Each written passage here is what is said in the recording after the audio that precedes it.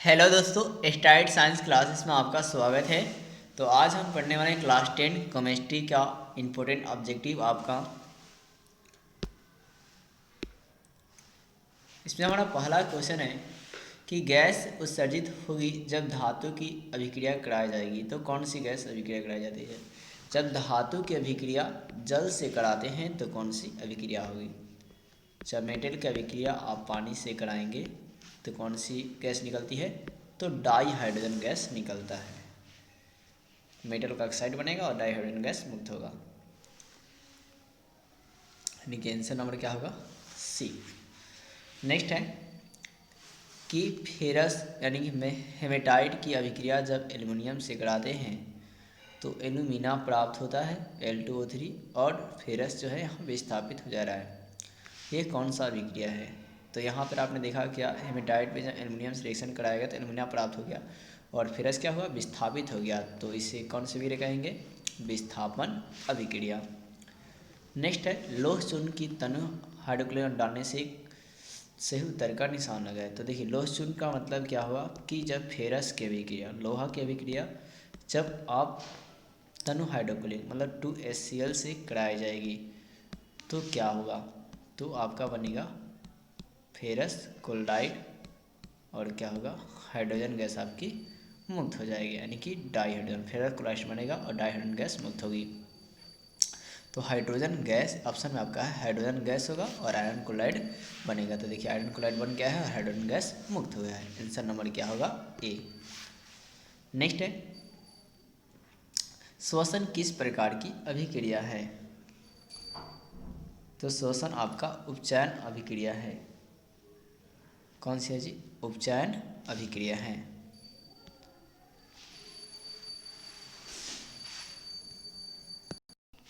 Next है कि किप्रिक oxide की रिएक्शन जब हाइड्रोजन से कराते हैं तो किप्रिक प्राप्त होता है और जल प्राप्त होता है। तो ये किस प्रकार की अभिक्रिया है? तो एक प्रकार का अपचयन अभिक्रिया है, क्योंकि इसमें देखेंगे कि कपड़ में से ऑक्सीजन का क्या हो रहा है? त्याग हो रहा है। जिसमें ऑक्सीजन का त्याग होगा उसे अवकरण कहते हैं कि अपचयन कहते हैं।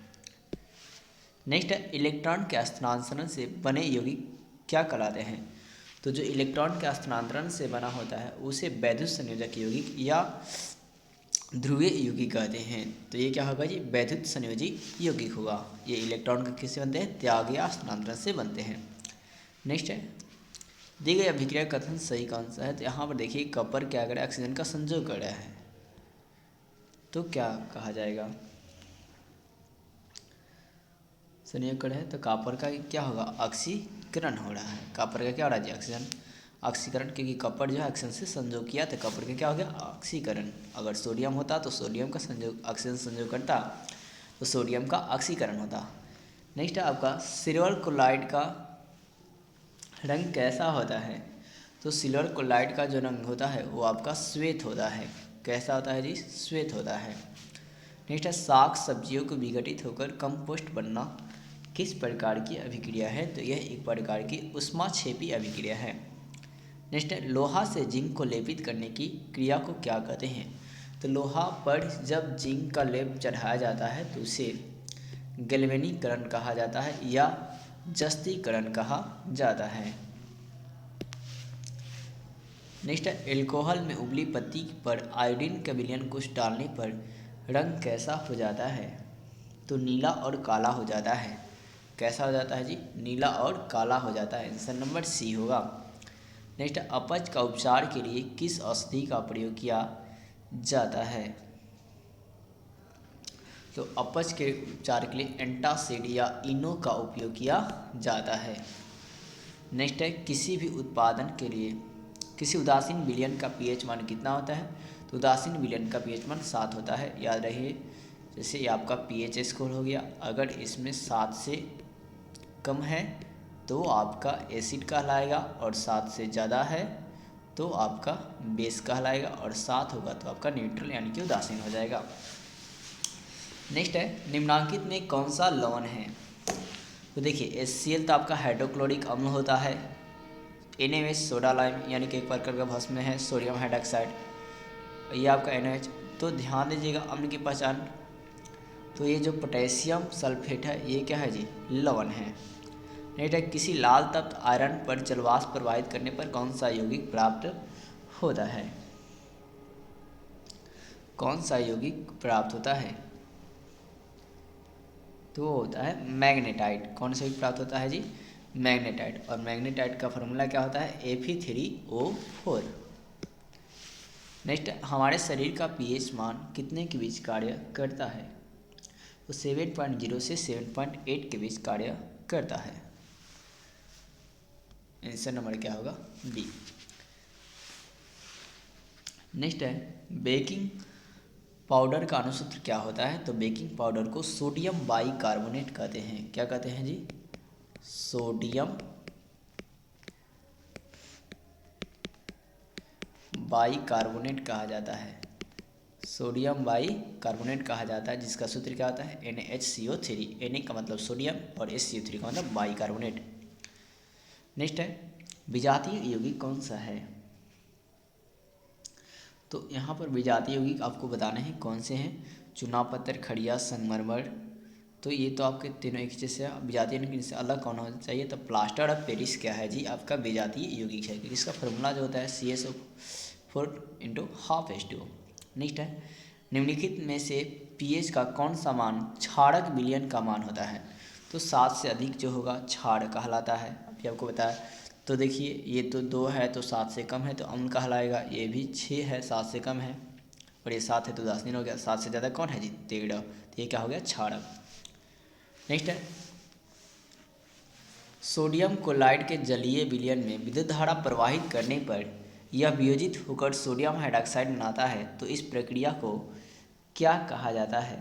तो कलाई क्षार अभिक्रिया कहते हैं। क्या कहते हैं जी? कलाई क्षार अभिक्रिया कहा जाता है।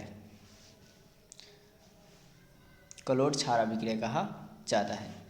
नेक्स्ट है निम्नलिखित अम्लों में से कौन सा प्रबल अम्ल है? तो ये तो आपका लैक्टिक अम्ल है, फिर एस्कॉर्बिक अम्ल है, फिर आपका सल्फ्यूरिक अम्ल है, और क्या है जी? फॉर्मिक अम्ल। इनमें से बताना है कि कौन सा आपका प्रबल अम्ल है। तो जो आपका H2SO4 होता है, इन सभी से क्या होता है जी? प्रबल अम्ल होता है।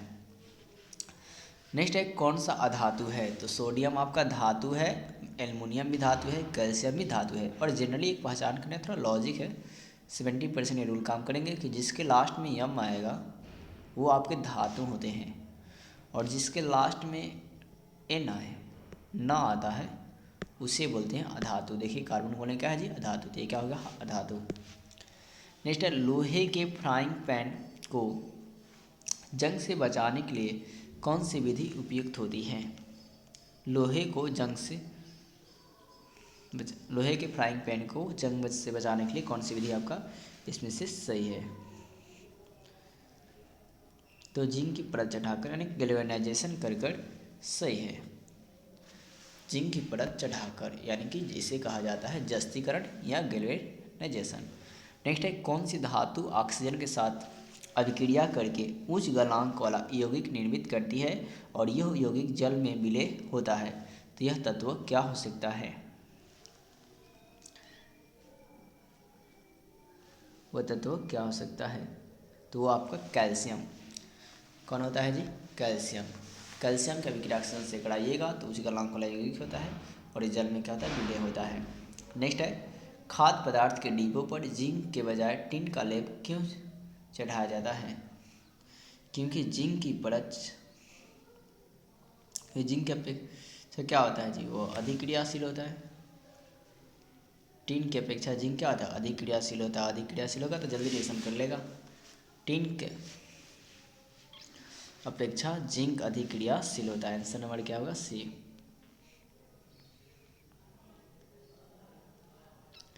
नेक्स्ट है कौन सा विद्युत का सर्वोत्तम चालक है, मतलब सबसे अच्छा चालक कौन सा है? तो जो आपका चांदी होता है वो क्या होता है? विद्युत का अच्छा चालक होता है। नेक्स्ट है कौन सा उपधातु है? तो आपका जो Sp यानी कि एंटीमनी है यह आपका एक उपधातु है।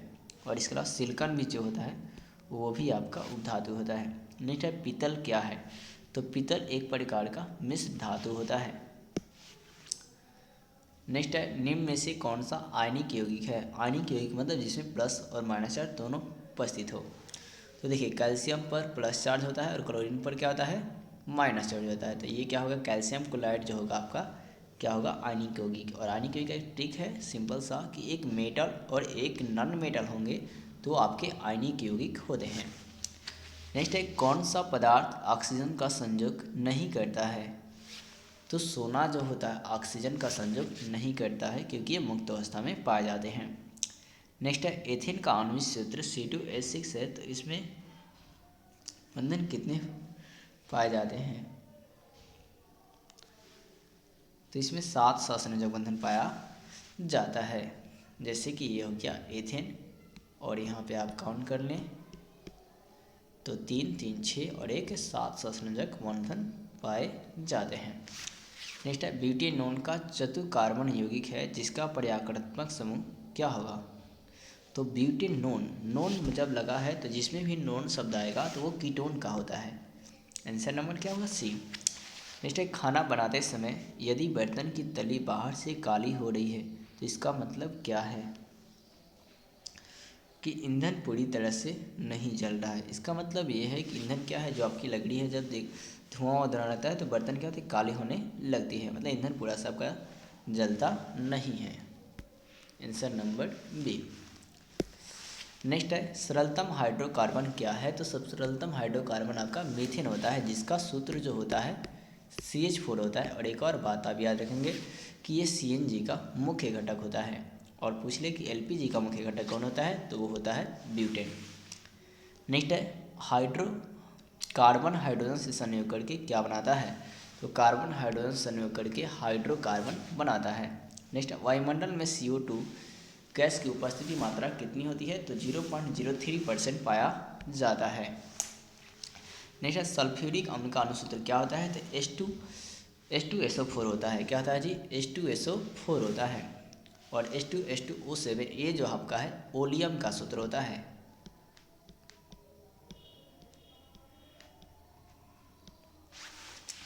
नेक्स्ट है कि इथेनिन में कार्बन कार्बन के बीच 2 आबंध मौजूद है जिसमें क्या होता है?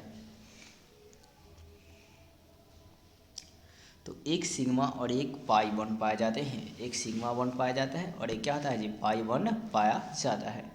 नेक्स्ट है, इथेन में कितने सहसंयोजक बंधन पाए जाते हैं? तो इथेन में 7 सहसंयोजक बंधन पाए जाते हैं क्योंकि इथेन का फार्मूला मैंने आपको बताया कि क्या फर्स्ट में 3 को और लास्ट में 3 को और ये कितना हो गया, 7। नेक्स्ट है, तत्व X और XCl2 सूत्र वाला क्लोराइड बनाता है जो ठोस जिसका गलनांक अधिक है। आवर्त सारणी के यह समूह किस अंतर्गत आता है? किसके अंतर्गत आपको ये बताना है। तो वर्ग 1 के अंतर्गत आता है, यानी कि आंसर मैग्नीशियम जो होता है वो क्या होता है जी, जिसका गलनांक अधिक होता है। तो आपको बताना है कि XCl2 आपका जो रिएक्शन करवाएगा तो किस तत्व बताएगा। यहाँ पे Cl2 आया है तो ध्यान दीजिएगा, जो क्या होगा कि वह 2 के रिएक्शन कराएंगे, मतलब मैग्नीशियम की रिएक्शन जब आप Cl2 के साथ कराइएगा तो बनेगा मैग्नीशियम क्लोराइड। क्या बनेगा जी, मैग्नीशियम क्लोराइड। देखिए अगर सोडियम से कराते हैं तो केवल आपका क्या बनता है, NaCl। तो यहाँ पे Cl नहीं बल्कि यहाँ पे क्वेश्चन में Cl2 है, तो यहाँ 2 चार्ज आने चाहिए। तो क्या किससे होगा रिएक्शन, Mg से। और एल्युमिनियम से कराइएगा तो Cl3 आ जाएगा। तो आंसर नंबर क्या होगा जी आपका 2, मैग्नीशियम। नेक्स्ट है, आवर्त सारणी के उदर्ग स्तंभ को क्या कहा जाता है? तो उदर्ग स्तंभ को वर्ग कहा जाता है। क्या कहते हैं जी, वर्ग कहा जाता है। और क्षैतिज कतार का पूछ दे तो उसे आवर्त कहते हैं। क्षैतिज कतार अगर सवाल रहेगा तो आवर्त। आवर्त की संख्या अगर पूछ दे तो वह आवर्त की संख्या 18 है, आवर्त की संख्या कितना है तो 7 है। नेक्स्ट, आवर्त सारणी के प्रथम वर्ग के सदस्य कौन से हैं? तो प्रथम वर्ग के सदस्य कौन से होते हैं? तो वो आपके क्षारीय धातु होते हैं, यानी कि क्षार धातु कहलाते हैं। और क्षारीय धातु में कौन सा कौन होते हैं? तो आपका सोडियम होता है, लिथियम होता है, पोटेशियम होता है इत्यादि। नेक्स्ट है, आवर्त सारणी के शून्य तत्व कौन होते हैं? तो शून्य तत्व यानी कि अक्रिय गैस तत्व होते हैं। तो ये जो आपका हीलियम जो है आवर्त सारणी के शून्य तत्व या वर्ग 18 का एलिमेंट होता है। नेक्स्ट है, मीथेन में कितने सहसंयोजक बंधन पाए जाते हैं? तो मीथेन का देखिए ये 4 बॉन्ड होते हैं, यानी कि 4 सहसंयोजक बंधन पाए जाते हैं। नेक्स्ट, आधुनिक आवर्त सारणी का वर्गीकरण किस आधार पर किया गया है? तो परमाणु संख्या के आधार पर किया गया है। और आधुनिक आवर्त सारणी के अगर पिता पूछ ले तो वो आपके मोसले हैं। कौन की है जी? मोसले। और केवल आवर्त सारणी का पिता पूछेगा तो वो आपके मेंडलीव हैं। नेक्स्ट है कि अमोनिया का अणु सूत्र में नाइट्रोजन और हाइड्रोजन परमाणु की संख्या का अनुपात क्या होता है? तो 1:3 होता है, क्योंकि फार्मूला क्या होता है जी? NH3। तो NH3 होता है, तो N देखिए 1 अनुपात है और H कितना है जी? 3 अनुपात। 1 अनुपात क्या होगा? 3। नेक्स्ट है, लोहे की परमाणु संख्या कितनी होती है? तो लोहे की परमाणु संख्या यानी कि Fe होता है। एक लॉजिक याद रखना है क्या? फेरस, कोबाल्ट, निकेल, फेकोनी 26, 27, 28, यानी कि लोहे की परमाणु संख्या कितना आती है? तो 26 होता है। नेक्स्ट है, आधुनिक आवर्त सारणी के वर्गों की संख्या कितनी होती है? तो आधुनिक आवर्त सारणी में वर्ग संख्या जो है आपका कितनी है जी? 18 है। नेक्स्ट है, ओजोन के अणु में कितने ऑक्सीजन परमाणु होते हैं? तो ओजोन के अणु में 3 ऑक्सीजन परमाणु होते हैं, क्योंकि ओजोन का रासायनिक सूत्र क्या होता है जी? O3। तो इसमें कितने ऑक्सीजन परमाणु हैं? 3 ऑक्सीजन परमाणु हैं। तो दोस्तों, अगर वीडियो अच्छी लगी हो तो वीडियो को लाइक और सब्सक्राइब जरूर करें।